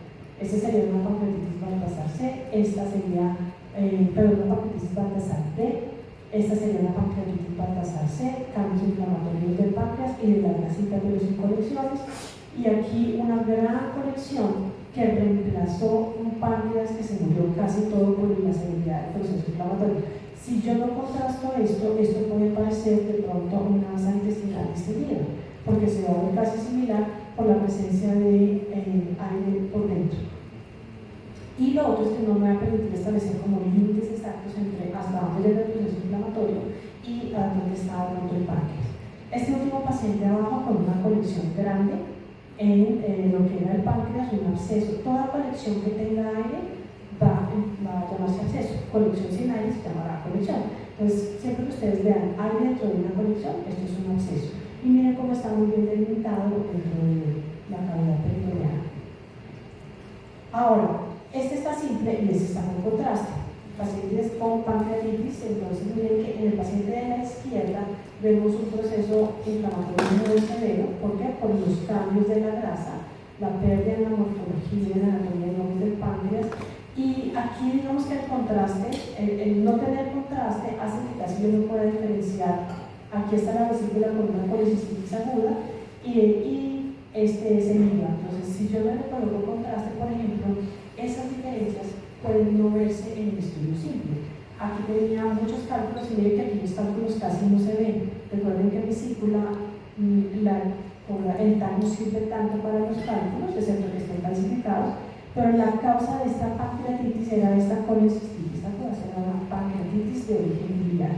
Un hígado graso, muy denso, y cuando se le coloca contraste a otro paciente, miren cómo nos permite diferenciar bien que este pedazo de páncreas está sano, pero todo lo que estaba acá ya por la severidad de la pancreatitis se necrosó, se murió y entonces hizo una colección que se infectó e hizo un absceso. Pero si yo no le coloco contraste, eso no es tan fácil de ver. Necesita también el TAC para la valoración de los abscesos hepáticos. Los abscesos hepáticos pueden ser únicos o múltiples. Abscesos hepáticos únicos como este tienden a ser más de origen amibiano, mientras que los abscesos múltiples como este son más de origen bacteriano. Los diagnósticos en ecografía, claro que se ven bien, pero necesito el TAC para saber si ya está en momento de drenaje. ¿Por qué? Porque el proceso de formación de un absceso va desde el proceso inflamatorio, que primero es sólido, luego en la medida que va pasando el tiempo se hace liquefacto, es decir, se vuelve líquido, y ya en ese momento sí lo puedo drenar. Pero si yo voy a drenar un absceso en fase, digamos, sólida, pues no voy a obtener ningún material y entonces la función y el procedimiento no me sirve. Entonces con TAC verifico que ya sea un absceso hepático, de pronto no otra etiología y que ya pueda estar en momento de drenaje. Como les decía, uno puede hacer múltiples fases para un estudio contrastado. La mayoría de las fases, la fase más útil es la fase venosa, porque en esa fase todos los órganos están muy realzados. Pero si el estudio que yo necesito hacer, necesito verificar que no tenga una lesión hipervascular en fase arterial, pues si yo le hago solamente la fase venosa, ya no lo veo, porque ya ese hipercaptación del contraste pasa. Pacientes que tengan cirrosis es muy importante hacerles estudio en varias fases, porque el hepatocarcinoma es hipervascular en la primera fase, que es la fase arterial. Si yo no le hago fase arterial, se me pasa. Entonces miren este paciente con un hígado cirrótico, que es muy chiquito, muy lobulado sus contornos, con gran cantidad de ascitis, este es el páncreas, tiene esta lesión hipervascular y tiene esta otra lesión grande que apenas medio empieza a tener algo de captación del contraste.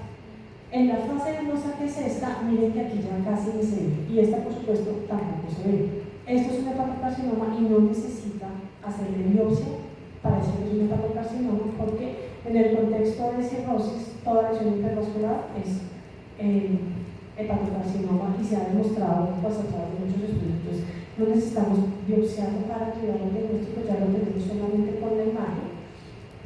Y si yo le hago una fase más tardía, miren que no es uno ni el otro, ¿cierto? Entonces, si yo me hago el estudio en la fase correcta, no, pues se me pueden pasar cosas, pero tampoco puedo radiar al paciente sin necesidad. Entonces, muy importante por eso los datos clínicos para hacer el estudio. Esta es la coronal de la fase arterial, y miren cómo se ve muy bien la lesión y muy bien esta otra que se alcanza a verificar con más facilidad. Y la imagen satelital pues las dos lesiones.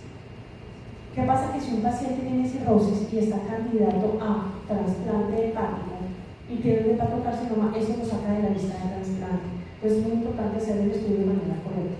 Este paciente lo habíamos visto ya, una policistitis aguda por ecografía, y como tal, a veces puedo ver los cálculos, por ejemplo, como en este paciente que tiene calcificación.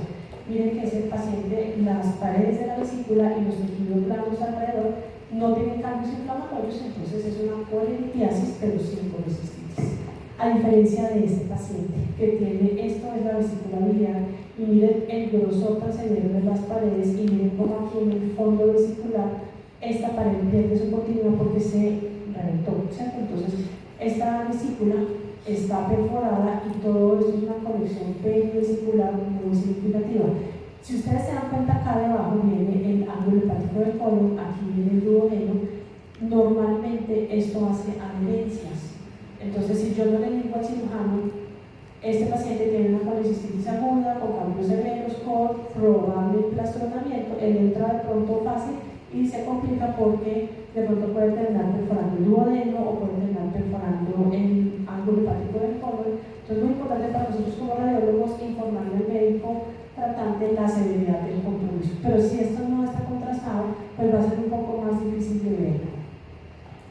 Otro paciente con una trombosis de los vasos mesentéricos. Entonces, lo normal de un intestino, como les decía, es ver esto. Esta es una masa intestinal normal.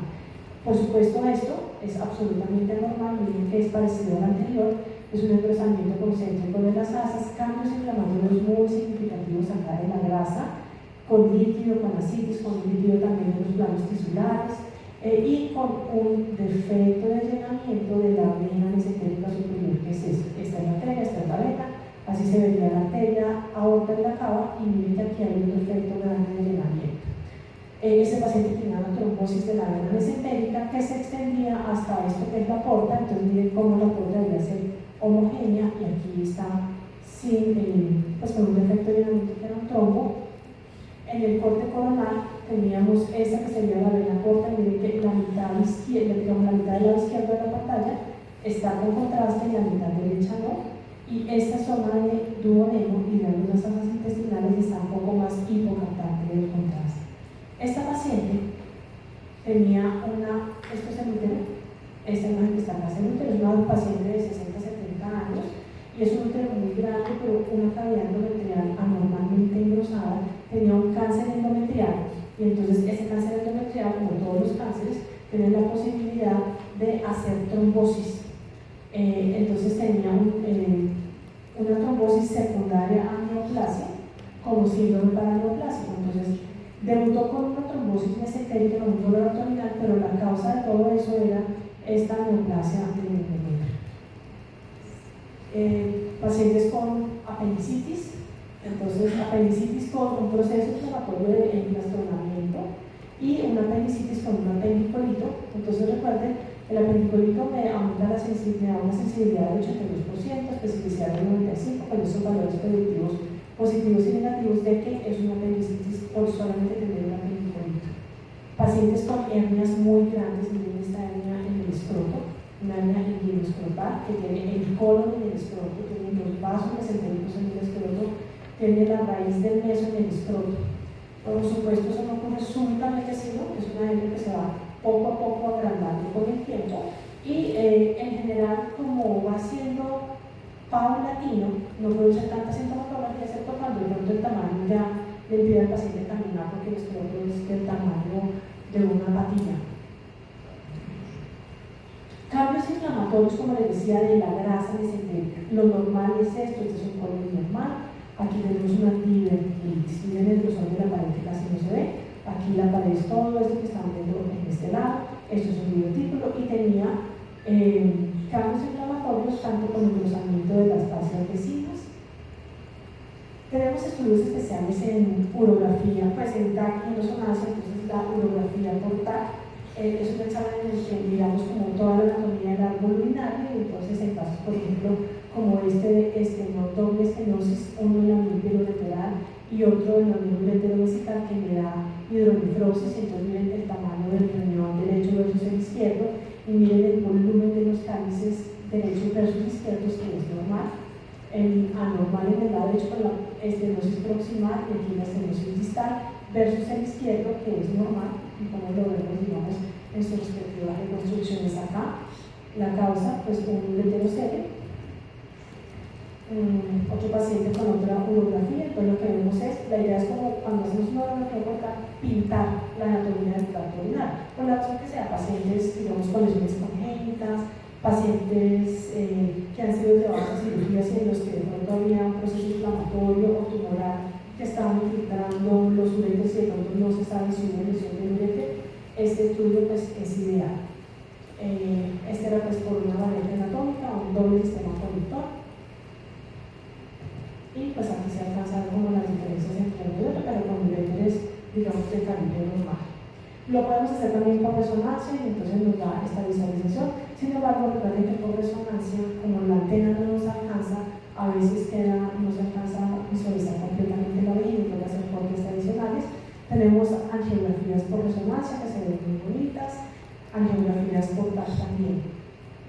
Cuando ustedes hacen una urgencia vascular, el estudio de elección es un angiotac, por la velocidad en la que se hace el estudio. Entonces, un angiotac puede demorarse 1 minuto, mientras que una angioresonancia puede demorarse 1 hora, más o menos. Entonces, lo que ven ustedes en este paciente es una fase arterial temprana para mirar la aorta, un TAC tóraco-abdominal, donde ustedes que el campo visual es grande.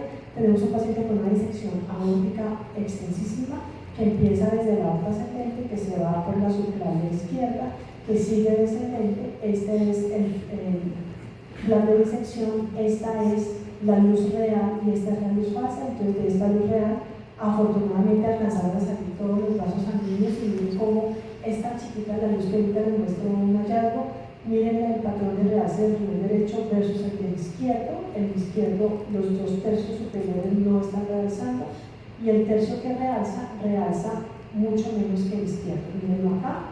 Y la razón es que la disección se fue por la arteria renal izquierda. Entonces, si uno no recorre a este paciente, este riñón hace una isquemia arterial aguda y se daña. Entonces, la luz verdadera aquí era tal vez unos 5 milímetros, pero alcanzaron a salir todas las ramas vasculares viscerales. Y miren las diferencias entre la captación del riñón derecho versus el izquierdo. Entonces, todo estudio vascular de urgencias debe ser con TAC, angiotac, ya sea de aorta torácica, toracoabdominal, según lo que necesite.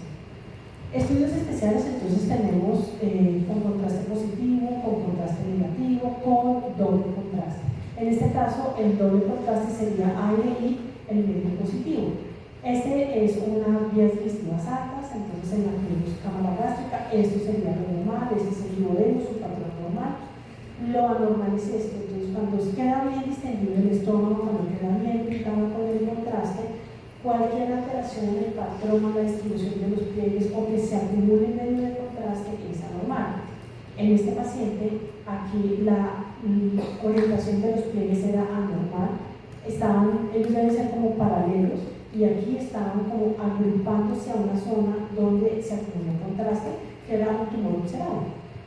Y digamos que este es un duodeno bonito, con su patrón, digamos, de pliegues normales, distendido.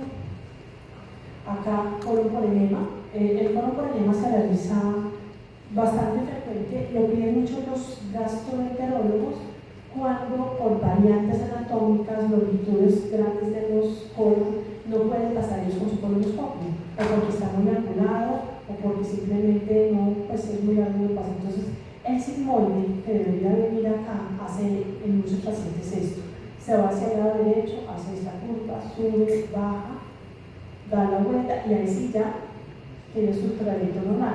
este ángulo esplénico, digamos, es normal, pero miren que el ángulo hepático da una vuelta, dos vueltas, se vuelve redundante. Entonces, lo que quieren mirar con este estudio es la anatomía. Si hay alguna zona de estrechez, si hay, como en este caso, todos estos sitios donde se acumulan todos estos puntitos blancos de acumulación, son divertículos. Entonces, tenemos que despejar, como ver cada segmento para verificar que no hay alteraciones. Entonces, miren en la condición lateral como se ve bonito el recto, todos esos son divertículos, pero miren todo este como apenas las intestinales que se forman, hay que despejarlo para poder decir tranquilos que ahí está bien. Como haciendo proyecciones oblicuas se despeja un lado, también pues se despeja de la misma manera el otro, como en algunas se ven más fáciles los divertículos respecto a las otras. Esofagogramas en pacientes con disfagia. Este paciente tenía un divertículo de Senker, que es un saquito que se forma entre los músculos constrictores. La mucosa del esófago va saliendo por los constrictores, más o menos como si hiciera una hernia en esos músculos, y se forma un bolsillo de esófago que acumula el medio de contraste, pero cuando se llena produce compresión, porque se corre hacia adelante y no deja que el medio pase.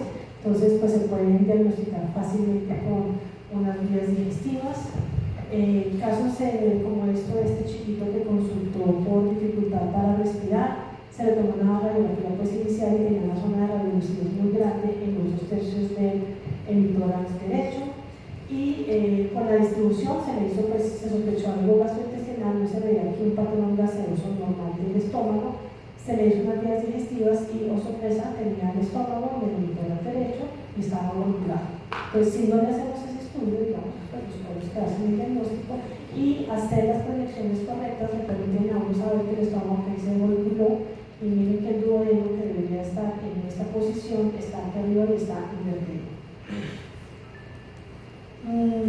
En fluoroscopio, pues estos estudios los hacemos en fluoroscopio y así es como los vemos. Entonces, una hernia hiatal con lleno de contenido alimentario, cuando hace su movimiento peristático, pues evacuada, sigue quedando pues con material alimentario, y por eso pues el reflujo es muy frecuente en estos pacientes. Paciente con vías digestivas altas, esa se tomó de pie, y por eso la morfología del estómago, como el no caído, este es el duodeno, y en el duodeno un divertículo de la segunda o tercera porción del duodeno, que generalmente produce compresión extrínseca sobre la vía biliar. Entonces el paciente puede entrar, por ejemplo, con ictericia, y realmente la causa de ictericia es una compresión extrínseca por este divertículo duodenal. Y finalmente vamos a resonancia.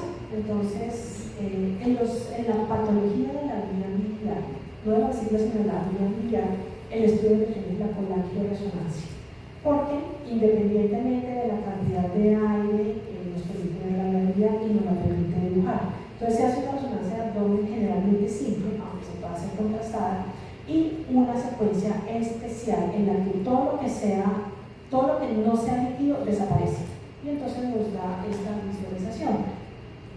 Visualizaciones como esta. Aquí esto es estómago, entonces tiene líquido y se ve, pero idealmente uno puede dar un contraste en el que esto se ve negro, entonces solamente voy a mirar la vía biliar, o los ureteros que están dilatados y el canal medular, que es el que tiene líquido.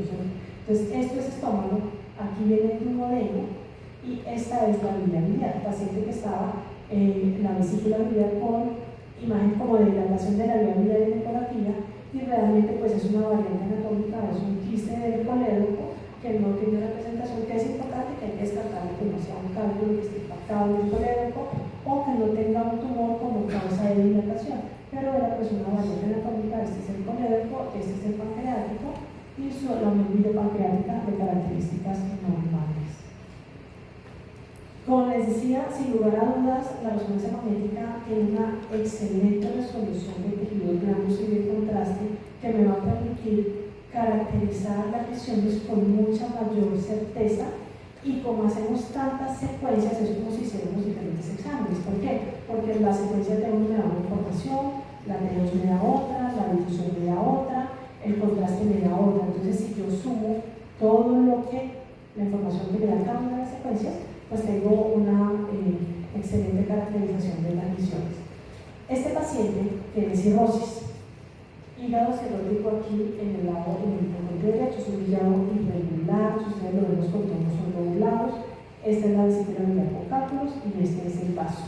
Aquí está un pedazo de páncreas, aquí está el otro pedazo, asas intestinales colónicas, aorta cava y los músculos suaves. En esta secuencia es un T2 en la que el líquido se ve brillante. Aquí está la vía biliar, este es el colérico. En corte axial de la región superior, entonces un vaso muy grande, la suprarrenal, el hígado cirrótico y la grasa en T2 normal, un T2 normal se ve brillante. Ahora, yo le puedo quitar a ese T2 la grasa y entonces miren cómo queda. ¿Qué pasa? Que si yo le quito la grasa, que la grasa es brillante acá y el líquido también brilla, si yo le quito la grasa, miren cómo con más facilidad puedo ver toda la cantidad de líquido que este paciente tiene, que antes no se veía tan fácil. Entonces, esta misma corte es este mismo pero con saturación de grasa. Entonces miren cómo ya veo bastante más cantidad de líquido que la que veía en la secuencia sin haberle suprimido la grasa. Para el estudio de las lesiones focales, acá en resonancia, normalmente, como está no irradiante, porque recuerden que la resonancia se utiliza energía y se utilizan imanes para la formación de la imagen, aquí sí podemos hacer las fases que necesitamos de contraste, 5, 10. ¿Qué pasa? Que el estudio va a ser más largo, pero no le va a generar al paciente daño por exposición a radiación. Entonces, este es un estudio, algunas de las fases del estudio contrastado. Entonces, este es un T2 en el que vemos aquí una sutil alteración en la intensidad de señal de este hígado.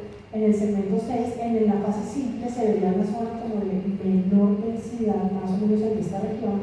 Estos son los vasos sanguíneos, pero esto sí era anormal. Se le hace contraste en diferentes fases y entonces en fase arterial es una lesión que es muy vascular, es hipervascular, y luego le hacemos una fase, digamos, que se va volviendo homogénea con el resto del hígado, y en fases muy tardías con un contraste especial se ve muy brillante. Entonces esa lesión es una lesión especial que se llama hiperplasia nodular focal. Si yo no le hago la resonancia, sino de pronto le hago un TAC, puede que ni la vea. Porque en el TAC, como les digo, para disminuir la dosis de radiación, normalmente hacemos una sola fase, que es la que más información nos da. Si el estudio fue solicitado en multifase, le hacemos máximo tres fases y se puede quedar de pronto sin ser demostrado. Se dan cuenta en este paciente cómo la resonancia, la sensibilidad, digamos, la posibilidad de hacer diferentes secuencias que me quiten unas cosas y que me dejen ver otras mejor, pues va a ser de mayor resolución. Este paciente tiene una patología que se llama amartomas biliares. Eso es una enfermedad, digamos, una lesión congénita en la que la vía biliar se dilata y forma quistes pequeños como estos. Entonces, toda esta imagen que ustedes ven como un patrón de cielo estrellado se ve muy bonita en esta secuencia, que es un T2 con saturación de grasa. Pero si yo le hago así, igual es un corte más inferior, todo el hígado está lleno de pequeñas lesiones quísticas. Y si yo le hago a ese mismo paciente un T1 en fase simple, miren cómo no veo tanto, ¿cierto? Porque el contraste pues no me lo permite, siendo también resonancia, pero las imágenes quísticas no las veo tan evidentes. Si le coloco contraste, todo lo que está contrastando, que se ve aquí como oscurito, muchos son vasos sanguíneos y todo lo demás pueden ser lesiones, pero miren cómo si yo lo comparo con esta primera imagen, veo muchísima mayor cantidad de lesiones ahí. Como entonces en los cortes también, este es un coronal T2 pero sin saturación de grasa, como lo veo más fácil en este que tiene saturación de grasa, porque quitarle el brillo, que es similar, hace que me puedan ver más fácil por diferencias en intensidad de señal. Como el uso también en resonancia de una secuencia que se llama en fase opuesta, me permite saber cuando, por ejemplo, las lesiones tienen grasa intracelular. Pues en esta secuencia, todo lo que tenga mucha grasa intracelular, la señal pasa de ser esta normal a volverse muy oscura. Entonces vean ustedes, esta zona donde está el asterisco tenía mayor concentración de grasa que esta otra que también tiene, es anormal. Esto está en nuestra esteatosis hepática severa. Y recuerden que en este momento la esteatosis hepática y la enfermedad metabólica son las causas más frecuentes de cirrosis, que antes era el licor o la hepatitis también. Este paciente también con cirrosis, como esta zona que tiene el asterisco es el lóbulo caudado que se encontró que en cirrosis, cómo se veía un poco diferente y cuando se le hace la secuencia, pues todo esto tiene mucha grasa, mientras que el resto no llena de grasa porque ya está muy fibrosado.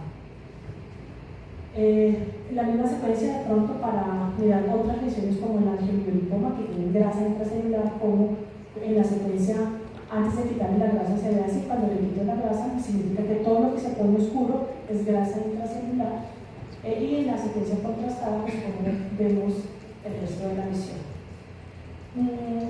En relación a la pelvis, el estudio de elección se da la resonancia por la diferencia de la buena caracterización de los diferentes planos.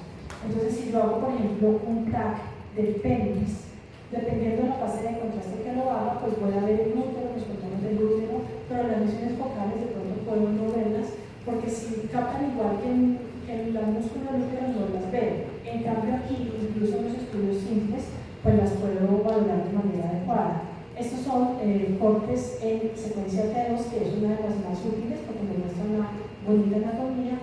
El líquido brilla, el líquido de la vejiga, gel que se le coloca en la vagina y gel que se le coloca en el recto, más el líquido de las asas intestinales me da esta muy buena definición. Entonces miren ustedes cómo se ve el útero con sus diferentes planos, la endometrio endometrial, el endometrio, el músculo del útero, los planos de la vejiga, la grasa dentro del abdomen, los planos musculares, y cómo la definición es tan buena que lesiones tan pequeñas como estos quistecitos se alcanzan a ver, cómo los planos musculares, la anatomía de los músculos elevados del ano, de la vagina, la uretra se alcanza a ver muy bien, los músculos del pene los alcanzamos a ver en los diferentes planos. Entonces la resolución es excelente y el diagnóstico de fístulas perineales, de todo, digamos, para el estudio de masas rectales, de tumores de colon, este es el estudio de elección para la estabilización tumoral y para llegar pues, a planear el tratamiento. Podemos hacer en resonancia también exámenes dinámicos en los pacientes que tienen descenso del piso pélvico. Se les hace un estudio, se les llena vejiga, recto y vagina con gel, pues la vagina sí pues con orina normal, y se pone en reposo, mirar a ver si el piso pélvico está descendido y luego se les pone a pujar en el examen. Entonces con el cubo, quien tiene descenso del piso pélvico pues hernia todo hacia durante el cubo, entonces puede herniar por ejemplo el colon, y vemos hernias grandes con colon entre los seres, vemos que desciende buena parte del colon, puede descender vejiga, útero, todo. Entonces dependiendo de cuál sea la severidad van a descender los 3 compartimientos, un compartimiento o los 2 compartimientos, pero por la resolución anatómica es muy útil este estudio. Y creo que con esta termino. Sí. No sé si tengan alguna pregunta. Entonces, hay algunos estudios que son los indicados para algunas cosas, pero dependiendo de unos a veces no los tienen a disposición. Entonces, ecografía para hígado, vesícula biliar, riñones de hígado, útero ovario será como la elección como de primero, ¿cierto? Si están sospechando obstrucción intestinal, cuerpos extraños, dispositivos médicos, rayos X, sí o sí tienen que estar. Y recuerden que en esos casos de cuerpos extraños y dispositivos médicos, 2 proyecciones. Si tienen una lesión focal que valoraron por ecografía, el estudio de elección siguiente sería una resonancia por la resolución de contraste. Entonces sabemos que muchas veces no se logra o que el resonador está a 6 meses luz del sitio donde yo estoy, entonces me toca contar. También el TAC es una buena herramienta. Para intestino, para colon, por ejemplo, para lo general, que estudios de dolor abdominal, ecografía luego sería TAC. Y para resonancia, pronto sí recordar que resonancia del abdomen superior es una, pelvis otra, pelvis, ecografía, y pasar de ecografía sin esto complementar, paso de una vez a resonancia, si es algo ginecológico. Si es algo de pelvis, de recto o algo, el TAC me sirve porque me da la globalidad, pero si es para estadificación de cáncer de recto, entonces resonancia, ¿cierto? No sé si tengan alguna duda. Esto es como todo, como toda la biología y toda medicina es ver, pero aquí hay mucho de ver. Entonces, les recomiendo, antes